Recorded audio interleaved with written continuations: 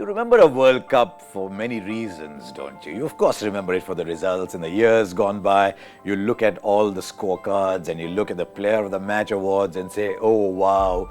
But there are also those little moments. Sometimes the stats will reflect them. Sometimes they're just moments that go by.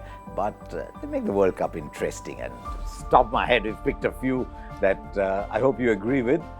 First of those, we're all gathered here in the Cricket Buzz studio and we're thinking, right, the start of the World Cup, we're all excited. Who's going to bowl the first ball? And all of a sudden, there's Imran Tahir bowling the first ball. I don't know who was more surprised. All of us are Johnny Bairstow because he promptly nicked one and got the World Cup off to an extraordinary beginning. I thought Imran Tahir taking the new ball was a very cool way to start a World Cup. So that was the first moment. What else?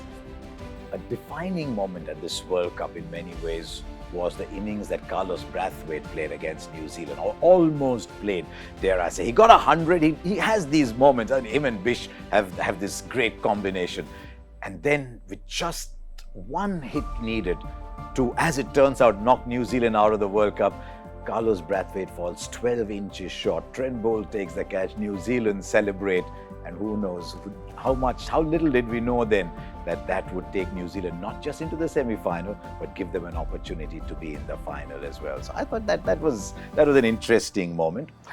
You always look at balls that define a tournament. I thought Mitch Starc bowling that Yorker to Ben Stokes was just absolutely out of the world. Here's a fast bowler against an attacking batsman who was scoring runs, searing Yorker, and Ben Stokes will look back at that replay and say, what could I have done? And the answer would have been absolutely nothing.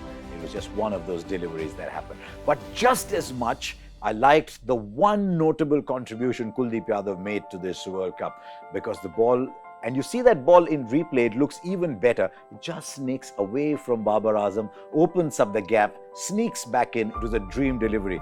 When he retires, Kuldeep Yadav is hosting a function.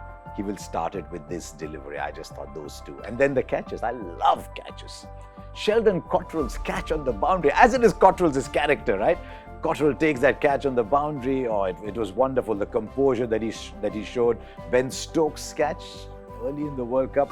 I thought towards the end, the one that Jimmy Neesham took off Dinesh Karthik, the replay does that catch no justice at all. I was watching it happen right under us, and the speed at which the whole action took place was just fantastic. I'm a sucker for catches, so I just remember the catches. Then, the Shami hat-trick. India are in strife. You look back and say, yeah, it was just Afghanistan. That game was on its way out. 16-8, 21 to get of the last two. Umrah bowls this fantastic over. Shami gets hit for a boundary first ball, and then he responds with a hat-trick that wins India that game. It was a tricky game, make no mistake. The Shami hat-trick is something that you'll remember this World Cup by as well. Then, two contrasting performances from the West Indies.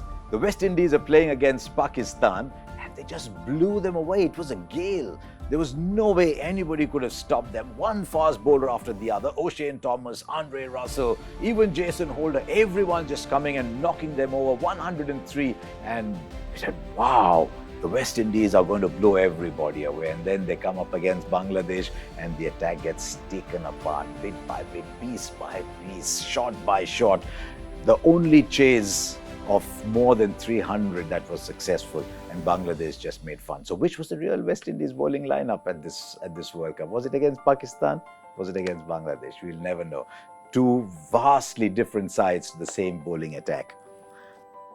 Afghanistan versus Pakistan. Here's another game that Afghanistan should have won, even more so than the game against India. The spinners have spun a web. It's a perfect wicket for Afghanistan. They've even got Samuel Shinwari to come in and dust his leg breaks out, and he's got 2 overs left. All the spinners can finish it off, and guess what?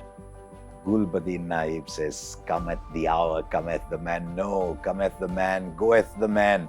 And that was the game that just completely finished it for Afghanistan. At the end of this World Cup, they will look back at that 1 over from Gulbadin Naib and say, could that have been the moment we could have beaten Pakistan? So much emotion around that game. And yeah, I think Afghanistan will look back. Maybe that's the over that cost Gulbadin Naib the captaincy as well.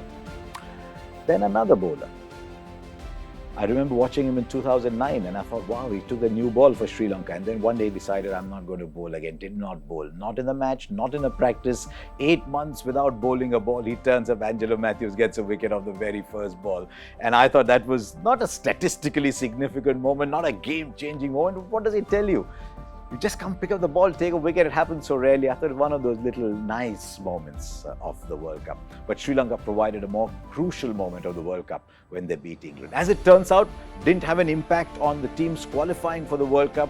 But if England had won that game against Sri Lanka, we were in with a situation where 9, 10, maybe 11 games would not have had any value from the point of view of qualifying. Sri Lanka beating England just brought that World Cup alive. Right, I'm done. Was there one more moment? Would Dhoni have taken India home, you think? Would he, with his injured hands, have managed to strike a few more blows like the one he did at the start of the 49th? Was the Guptill run out? There were 2 run-outs that day, by the way. The far more dramatic one was Jadeja's direct hit from the boundary. But it was the Guptill run-out that hurt India, didn't it? And finally, who would have thought that day when Bangladesh demolished England, when England looked like they were playing prehistoric cricket, they were playing from some other era, and then the turnaround from 2015 to 2019 to redefine the way white ball cricket was being played and to take it to its pinnacle and win a World Cup, one of the great turnaround stories in modern times. And I thought England finishing the World Cup that way was my final moment.